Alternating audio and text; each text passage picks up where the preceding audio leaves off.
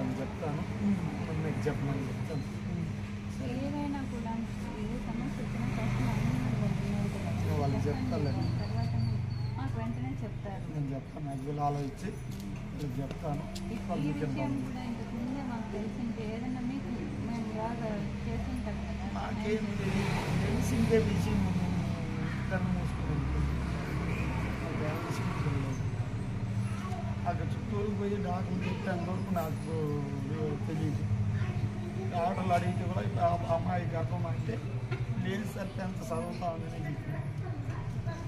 మళ్ళా వాళ్ళపై ultra scanning తీసుకొచ్చి అప్పుడు వాళ్ళు చెప్తే గర్భం. 4వ తేదీ కూడా మా అమ్మ టీచర్ అడిగారు కదా, ఈ అమ్మాయి ఆవు కొంచెం చెప్పారు అవుతానే ఉంది. ఇప్పుడు పోయిన మంగళవారం నుంచి స్కూల్ బాగాలేని రోజు నుంచి అది మా స్కూల్కి పోదాం, అంతకుముందు అంత పోతానే ఉంది. నెలకు 1 రోజు 2 రోజులు పోతుంది స్కూల్ కంట. నెలకు 1 రోజు 2 రోజులు పోతుందంట స్కూల్. పనికి పోతుంట అమ్మాయి. మేడం సార్ చెప్పారు నాకు స్కూల్లో ఇంకేనే ఉంటుంది పని. టైం అయిపోయింది, పంపిస్తూ ఉంటాను. నెలలో 2 రోజులు 3 రోజులు స్కూల్కి పోయింది. నెలలో 2 రోజులు 3 రోజులు స్కూల్కి పోయింది.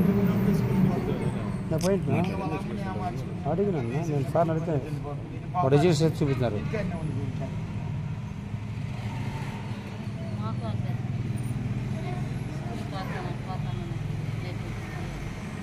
అలా అంత నిద్ర లేచి ఎలబారుతాను.